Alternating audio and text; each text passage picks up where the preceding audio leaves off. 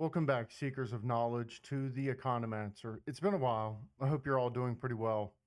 Today, we're going to be talking about roles that you were born to play and how this works with embodied cognition, game theory, and some of the hidden logic of sports rules. So, let's just start off with why this matters. We've all heard the cliche, play to your strengths, but no one ever really tells you what that means. Are your strengths just what you're good at, what you've trained the most for? What if your strengths aren't something you build, but something you uncover? This isn't just about sports, it's about understanding who you are on a fundamental level. What if the way you move, think, and compete is all part of the same system? What if your playing style isn't a strategy, it's actually just your personality in motion? So, what I'm going to be doing, or hopefully this video makes it clear, is about helping people understand that your sport isn't just something you do, it's a mirror such as the way you recover, react, accelerate, adapt. It all reflects a deeper cognitive and physical pattern unique to you. The sooner that we see this, the sooner we can stop chasing someone else's style and start refining our own. So, I'm going to talk about some key ideas here. So, I'm going to explain it as best I can. We start with embodied cognition. So, this is your mind isn't just your brain, it's your muscles, nerves, breathing, your whole body. How you move is part of how you think. So, what's game theory? This is the science of strategy. Every time you fake, counter, or hold back a move, you're playing game theory. It's about decisions and competition. Then we've got cybernetics. Everybody loves that, especially anyone who watches my stuff. So, this is a fancy word for feedback systems. So, your body and mind work together to adjust and adapt, like how a thermostat kicks in when it gets cold. So, micro personalities of movement. So, the way you move tells a story. Fast, twitchy, conservative, explosive. These are all micro personalities that show who you are under pressure. And then we have somatic cognitive role typing, a way to figure out what kind of player you are based on how your body and brain naturally operate. Again, this isn't about labels or anything like that. It's about understanding who you are and your lane. So, with this groundwork laid out, let's get into the heart of it. Okay, so first, embodied cognition. You play how you're built. And here's the deal: how your body is built and how it feels to live in your body affects everything from your decision making to your recovery time. If you're the kind of person who burns out hot and fast, you probably prefer short, aggressive bursts in competition, not because you chose that style, but because it chose you. That's really the core of this embodied cognition. It's not, I think, therefore I am. It's more like I move, therefore I know who I am. Something else to consider here is when we think of movement as personality. Again, some people are built to outlast others, and then others are built to strike first. Some flow, some counter. The way you move on the field, the court, or the table, for myself, often lines up with the way you handle everything else in your life. Are you impatient, impulsive, methodical, chaotic, predictable, or adaptive? Arm wrestling. Do you do a posting style top roll? It's all about bait and timing. That's a strategy, right? That's a move. A press, that's a direct confrontation. You're going shoulder to shoulder. You're checking their body. You're checking your frame versus theirs. Again, in table tennis, right? We've got loopers. These are people that play like a sculptor. They're going to shape reality. People that are punch blockers. These are people that are street fighters. They're breaking tempo. They're going to be forcing chaos, especially if they're using pips and stuff like that. It's not a random thing. It's a you thing. And so, as we unpack this more, we've got to think of things like tempo, fatigue, and the way you burn out. So, here's something that no one ever teaches people when it comes to sports: how you get tired is just as important as how strong or fast you are. Some athletes have massive output at the start, but drop off hard. And we see this pretty often in high level competitions. Others take a really long time to warm up, but they can just go forever. And that doesn't just affect your stamina, it affects your whole strategy. If you burn hot and recover fast, you need to learn when to hit and when to pause. If you're a slow burn athlete, you need to outlast and pressure. And this is what's called temporal self patterning. How you behave over time under strain is an important understanding. And so knowing this can change your entire approach, because a lot of people, they build themselves out on a role or a type that doesn't match their physiology nor their strategic and tactical thinking. And this is where we get into game theory. That we've got to figure out the strategy that fits your physiology, where every match is a mental chess match, but it has physical consequences. But most people think strategy is something you learn, but they don't understand that it's also something you embody. Again, let's go back to table tennis. A lot of these micro adjustments that these high level players use, we see them and go, wow, how did they know that? Because it's a lot of their anticipation. It's not that they've strategized this, strategy is a part of it, but it's also that their body has become involved in the strategy itself. So if you're fast to recover and quick off the mark, you might naturally favor something like a disruption. Quick attacks, sharp counters, you're going to have minimal exposure to getting anything back. And that's a mini max play, right? Again, in game theory. So you reduce your downside. If you're someone who's like really steady, rhythmic, and durable, you probably shine in long exchanges, high volume, consistency, and pressuring mistakes. That's a long form optimization. Some athletes thrive on unpredictability. Their nervous systems want that chaos. They bluff, bait, and scramble. This is a natural mixed strategy players. And you might be learning these tactics, but your body has already picked its favorite. I'll give you an example. There's a table tennis player named Sabine Winter. She had just recently, within the last year, moved to having an anti-spin rubber on her backhand.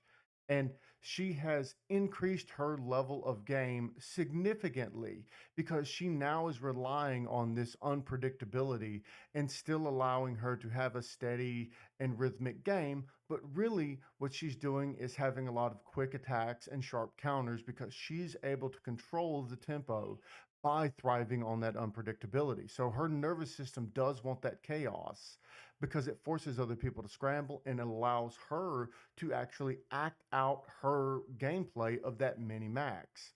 And that's a very important strategy. And we've seen how impactful small adjustments, which in this case it's a very large adjustment in gameplay, actually leads to very big changes in the outcome.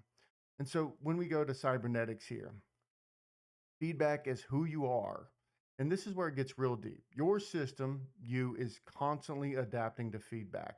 How fast do you respond to a mistake? How quickly do you adjust your timing, your breath, your tempo? That's cybernetics. It's the loop: input, response, adjustment. So we have players who learn faster, win faster. But this loop isn't just about having this learning, it's about an identity. Some people tighten up under pressure, others loosen up. And that's a feedback behavior. And it's highly personal. And this is why you can say, Michael Jordan or someone like Larry Bird, they had ice in their veins, right? They didn't miss shots under these very difficult circumstances. Whereas other people, yes, they made big shots, but they also missed big shots. It's kind of a mixed bag on how they're feeling. So that's a part of that feedback behavior that's natural to that player because that's just a part of their personality and their role. And that's why they're very driven. So when we think of this role typing framework on how to find our lane, these aren't boxes, they're mirrors. Which one feels, familiar? Like here are some ideas, right? You have like the capacitor. This is someone who's explosive. They're quick to drain, but they're also quick to recharge. Think sprinters, tempo smashers. If you're in a video game, right? This is someone who's a sniper, very quick movement, get in, get out. Right. Then you have someone like a generator, right? This is an engine player, high volume, low variance, built for rhythm and grind. This is someone you're going to find in Samsonov from table tennis or in arm wrestling. This would be like a Devin Larratt type, right? They're just going to hold, they're going to grind, they're going to try to break your rhythm because they're going to import their rhythm on the game. Then we have people like the switch. This is a tempo breaker. One moment fast, next moment still. They're going to thrive on control through this disruption. Going back to Sabine Winter, this is someone who does this. A lot of people who play anti-spin without being like a defensive player, that's what they're doing. They're trying to break the tempo. They want to control it. So in Magic the Gathering, there was actually one of my favorite decks ever put together. It was this this standard blue tempo. And the whole purpose of it was to keep enough counter spells to keep your opponent from being able to do anything while you build a small board until you can actually hit them hard enough to wipe them out, right? And so tempo control and switching from fast paced to control mechanisms is really important. And not everyone is a part of this. Then we have someone like the Resonator. These are people that are going to feed off energy, right? They're adaptive, sensitive, and they're going to be tactical in everything they do. Again, this is more someone like Samsonov, right? Like they want you, or a modern table tennis player, Kanak Jaw, right? He's going to feed off of you. He's going to block you down. He's going to try to work through these pieces. In arm wrestling, again, this is someone more like Michael Todd, right?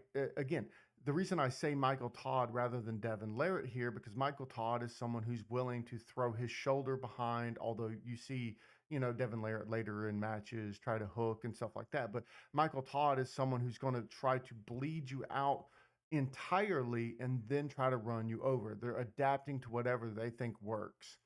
And then we have someone like the filter. This is precision over power, small margin of error, big returns on discipline. And in arm wrestling, this is someone like Travis Bagent. Travis Bagent, if he gets it correct, he's going to blow through anyone, right? His posting style top roll, if he gets where he wants, he's unstoppable because his rising pressure, at least back in the day, his rise pressure was phenomenal, as well as his ability to move. And it required precision. The moment he was stopped, the moment he lost. Very rarely does he ever go from the B side over, right? If he's caught, it's over. But his ability to have that small margin of error with big returns is exactly someone that you would consider a filter. And so the point is like none of these are better, but knowing which you are is what makes you dangerous. And so when we think about this, we have to look at tools. These are revelations and constraints. So here's a paradox worth sitting with. We have the paddle, the racket, the bat. Any tool we pick up in a sport, it's not neutral.